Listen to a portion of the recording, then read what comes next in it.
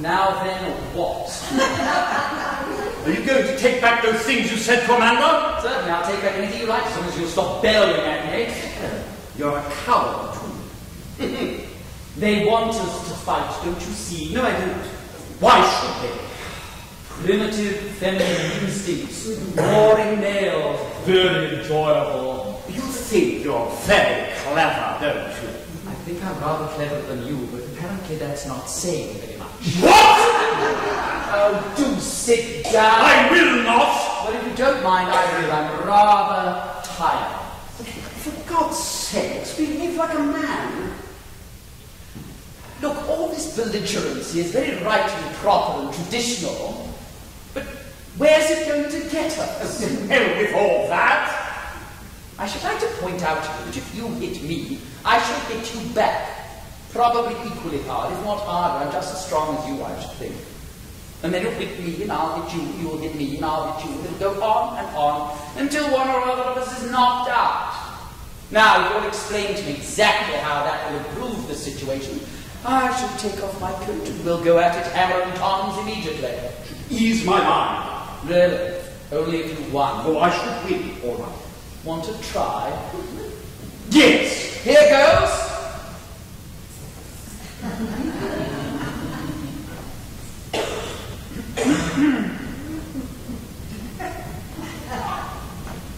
Just a moment. What? What did you mean by them wanting us to fight? It would be bound to their vanity. You love Amanda. Is this a battle or a discussion? If it's a discussion, I should like to put my coat on. I don't want to get chilled. Answer my question. Think about it. It's rather a silly question. You love Amanda. Not very much this morning. As a matter of fact, I'd like to wring her neck. Do you love Amanda? That's entirely beside the point. On the contrary, it's the crux of the whole situation. If you do love Amanda, you can forgive her and live together in peace and harmony until you're 98. You're apparently more of a cad than I thought you were. Completely right in this whole situation. Don't imagine I'm not perfectly conscious of that. Well, I'm glad. It's all very unfortunate. Unfortunate? My God. Well, it could be worse. Well, I'm glad you think so. I do wish you'd stop being so glad about everything. What do you intend to do about it? That's what I want to know. I don't. What do you intend to do? I don't know and I don't care. You do realize you've broken that poor little woman's heart. Which poor little woman?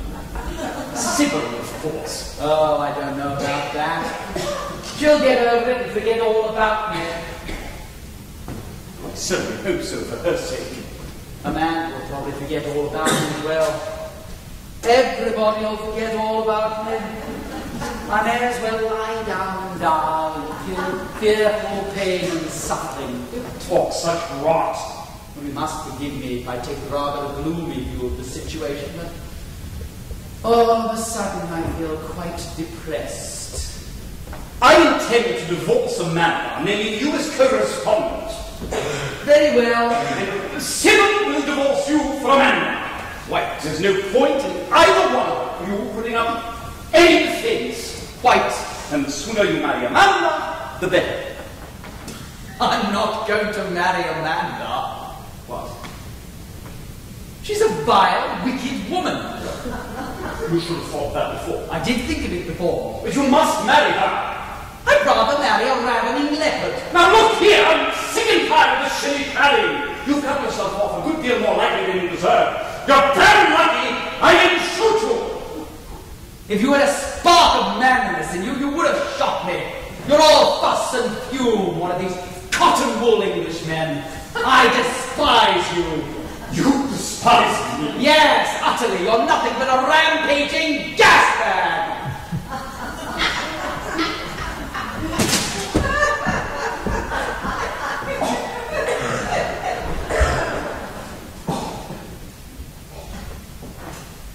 Well, what's happened?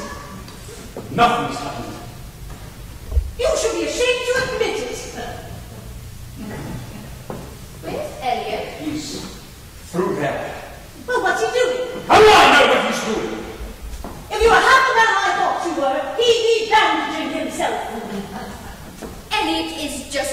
strong as Victor. I should like it proved. There's no need to be so vindictive. You were abusing Elliot like a pickpocket a moment ago. Now you're standing up for him? I'm beginning to suspect he wasn't as much to blame as I'd originally thought. Oh, really? You do have quite a nasty temper. Well, it's a little difficult to keep up with your rapid changes of front. But you're young and inexperienced, so I forgive you freely. Well, seeing the depths of degradation to which age and experience have lent you, I'm glad I'm as I am. God preserve me from nice women. Oh, your own reputation not to do that. Oh, go to hell! Elliot! What do you want? Oh, Leslie, please, Leslie, I must speak with you. Victor? What? Nothing.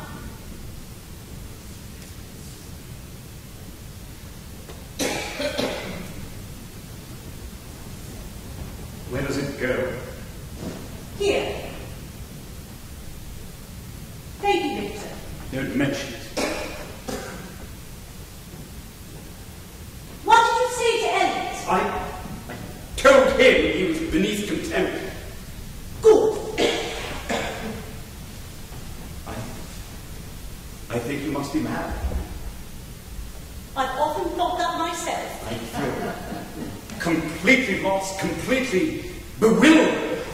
Well, I don't blame you. I don't feel any too cozy. Had you been drinking last night? Certainly not. Had Elliot been drinking? Yes, gallons. You still drink before when the two of you were married? Yes, terribly.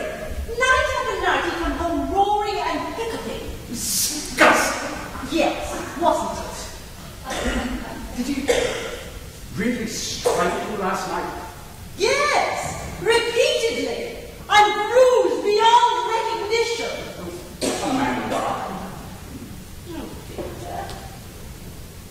I'm most awfully sorry to have given you so much trouble. Really, I am. I behaved badly, I know. But something happened to me. I can't explain it. There's no excuse. But I am ashamed of having made you unhappy. I can't understand it at all. I've tried to, but I can't. It's so unlike you. Well, but that's the thing. It isn't really unlike. I ought never to have married you. I'm a bad lot. Amanda. Don't contradict me. I know I'm a bad lot. I wasn't going to contradict you. Victor! You appall me, absolutely. Go on, go on. I deserve it. I didn't come here to accuse you. There's no sense in that. Well, what did you come here for then? To ask you what you want me to do. Oh, divorce me, I suppose, as soon as possible. I shall probably go away somewhere, far away, to Tunis or Morocco, somewhere. I shall probably catch some dreadful disease and die out there all alone. Oh dear. There's no sense in pitying yourself. Well, I seem to be the only one who does, so I may just as well enjoy it. I'm thoroughly unprincipled. Sybil was right. Sybil's an arse. Yes, she is rather, isn't she? I don't think why Elliot ever married her. You love him. She's so insipid somehow. Do you love him? Very pretty, I suppose, and rather shallow. Amanda! What? You haven't answered my question. Well, I found what it was. Oh, you're hopeless. Hopeless! Don't be angry. It's all much too serious to be angry about. Talking utter nonsense. No, I'm not. I mean it. It's silly for us all to stand around arguing with one another. You much better go back to England and let your lawyers deal with the whole thing. What about you? Oh, I shall be all right. I only want to know one thing and you won't tell me. Well, what is it? love Elliot? No! I hate him. When I saw him again in Deauville, there was an odd sort of shock. Swept me away completely. He attracts me. He always has attracted me.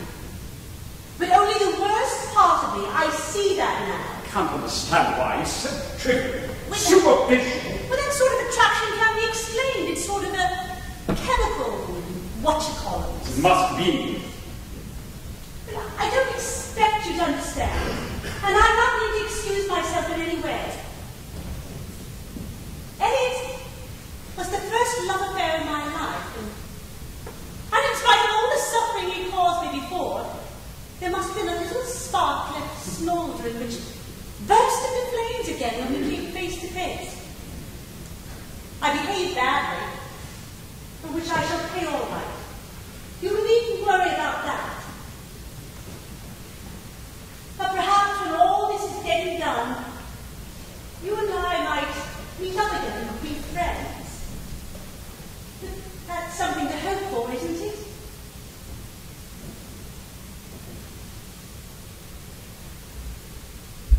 Goodbye, Victor. Are you going to marry him? No! I'd rather marry a Bowen stricter. But I can't leave you here with a man who drinks and knocks you about. You needn't worry about me as though I were a sort of castle.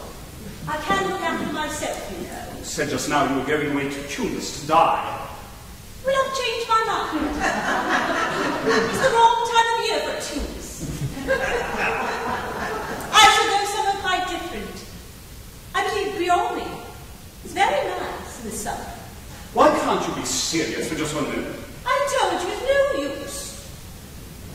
If it makes things any easier, I shan't divorce you.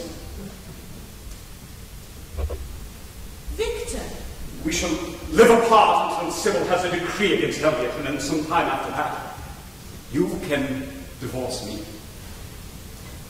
I see you're determined to make me serious whether I like it or not. I married you because I love you. Victor, I won't listen. I love you still, which probably one doesn't change all in a minute.